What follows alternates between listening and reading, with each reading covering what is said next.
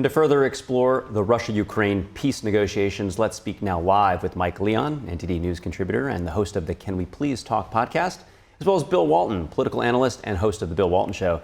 Gentlemen, thank you for joining us early this Monday morning. Mike, starting with you, before we look ahead to today's meeting, I was hoping we could look back. It was just on Friday, of course, that Putin and Trump had their major meeting in Alaska. What were your impressions? Hey, good morning, Kerry. Good morning, Bill. Good to see you guys. First impressions, look, and I said this before, Kerry, and I'll say it again. Like, I was pleased that the president met with Vladimir Putin. I totally understand that Vladimir Putin was the aggressor in this, as Marco Rubio has stated, as other people within the administration have stated, as Republicans on Capitol Hill and Democrats have all stated, who's the aggressor in all this. But I was glad to see this meeting happen. Steve Witkoff has obviously met with the president before, and other delegation members have met with Russian counterparts as well. I do think that there needs to be some negotiation, but also the realization that Russia has been the aggressor in all of this. I would have liked for a trilateral meeting. I know Steve Witkoff said on the Sunday shows yesterday that there are hopes for that in the future. But as of now, I mean, the optics of it, taking all of that aside and the pomp and circumstance and no answering of questions from the media, removing all of that, Kerry, I was happy to see this. But as I said last week, we're not going to get anything on Friday because, as we know, the President Trump doesn't have much leverage over the Russians. He has more of the leverage over the Ukrainians, unfortunately, in all of this. So interested to see what comes of all of this coming week with Zelensky coming here to the U.S. and other European leaders. But I was glad to see, obviously some communication between Putin and Trump on this. But like I said, we still don't have any closure, and I don't think we are closer to a deal than we were on Friday. And Bill, your impressions of last Friday's meeting? Well, I share his view that it was very good that we're finally talking one-on-one with the Russians after years of neither Biden nor Obama willing to have a dialogue with them. And one of the interesting things that we believe happened in this meeting is that Putin got to lay out his case for what he sees as the root causes of the war. And there's some people who believe the war started when Putin crossed the border in 2022, unprovoked aggression. Then there are other people, and I guess I'd put myself in this camp, that believe it started in 2014 when we overthrew the president of Ukraine. Zelensky came in, and we began using Ukraine as a proxy for a war against Russia and Putin. And the headliner for that was the admission into NATO, and that's sort of like putting Mexico into a security agreement against the United States. So he got to explain that. And the other thing that it seemed to happen is that there's been pushing for a ceasefire. Putin wants an agreement, a comprehensive agreement before they stop fighting. He doesn't have to stop fighting. They're winning the war.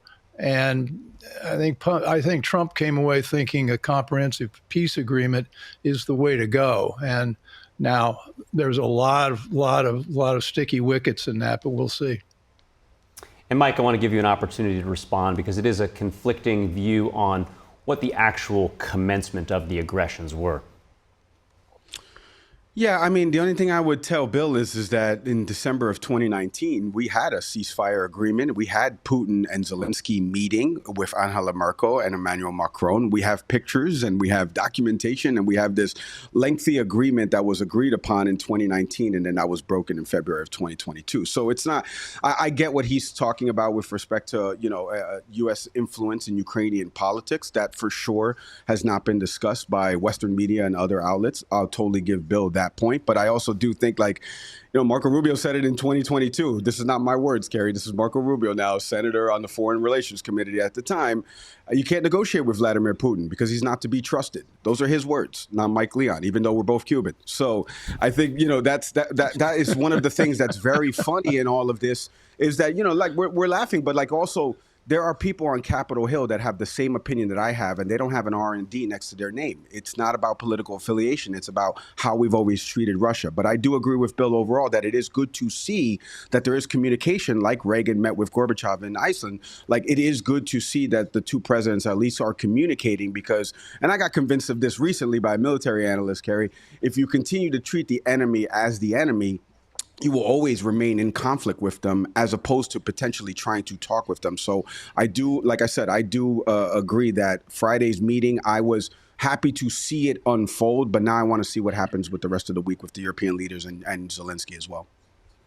Yes, and now looking ahead, gentlemen, Bill, what are your expectations for today's meetings? First, the bilateral meeting, and then expanding to all of Europe today at the White House.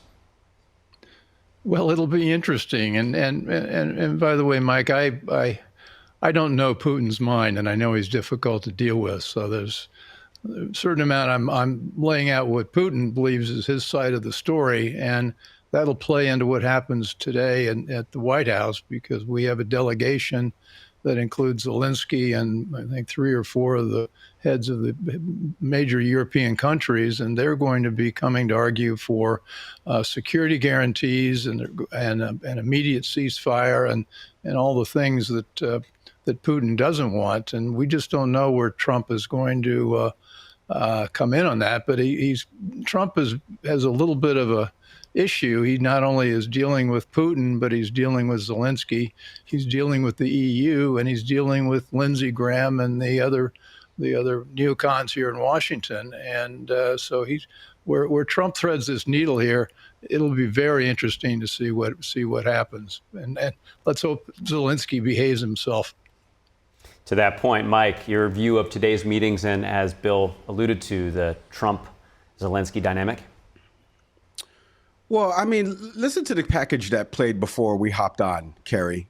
Emmanuel Macron has been one of those leaders that has been saying one thing, and again, take out the French translation. He's been saying one thing about this war, and then when he met with Trump, it was a little bit of a different approach and what, came out of those talks when he came here to D.C. I think what's happening right now in Europe is there are people that understand, that are part of the NATO alliance, obviously, so they know what Putin could potentially do if he weren't to stop at Ukraine, if he were to get some of the secession of land, if, let's say, approved by the Ukrainian parliament, what this will look like on the global stage. And these are things that Kamala Harris talked about on the campaign trail in 2024. These are things that other people have talked about with respect to Russia. And I agree with Bill. None of us can get in Vladimir Putin's mind because him and Yevgeny Prigozhin were friends, and now Yevgeny Prigozhin is no longer with us. So we really don't know what's in his mind. But with respect to these talks that are coming up this week, Kerry, I'm just interested to see what is the counter offer, because Witkoff mentioned yesterday on the Sunday shows that they had spoken with Zelensky on the plane ride home.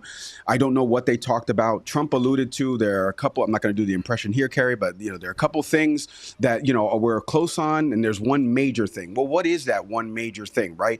Is it the secession of land that ends this war? Is it the Ukraine being accepted into NATO, obviously over the 3-year entry that barrier to enter into NATO? What is that one major thing? I think we need closure on that. The press didn't get to ask any questions and get any answers from both leaders. That's what I'm looking for this week. I want to understand what are the actual parameters in terms of this deal, because to Bill's point, Russia doesn't have to stop fighting. They are winning this war. They have a huge advantage on the battlefield right now. Vladimir Putin knows that. He's the nuclear superpower. He doesn't have to stop fighting this war. Ukraine has to stop fighting this war. Trump doesn't want any more wars, and that's where I agree with him on. So we need to see what happens this week, what unfolds. I want to know more about the parameters of the deal and what's being discussed and what's being presented to Ukraine. Gentlemen, not to make light of the seriousness of today's meetings and the outcomes, but on a lighter note, just to end off, yes or no question, Mike. Zelensky wears a tie today or not? No, I don't think so. Bill? Well, he should. I'll say yes. All right. Well, we'll see what happens just in a few hours. Mike Leon, Bill Walton, thank you so much for your analysis this morning. This episode of Can We Please Talk is presented by our friends over at Fresh Roasted Coffee. Delicious tasting coffee since 2009. They've been our proud sponsor. You see the promo code there. Look at this. They sent me this beautiful kit right here. Listen to that. Listen to that seal coming out, right? What's in it? Environmentally safe, compostable K-Pods. I love the dark Mexican blend. You can go to their website right now, take the quiz. That quiz is going to put you with a flavor profile. Listen to that sound of the coffee that you're going to be matched up with. Go to freshroastedcoffee.com. Click the link right now in our show notes. You can see it right there. Click that link. It's going to take you to the site. When you get to checkout, use our promo code Can We Please Get 20, all one word, Can We Please Get 20, 20. You're going to get 20% off your first purchase. Head to freshroastedcoffee.com, our official sponsor of the Can We Please Talk podcast.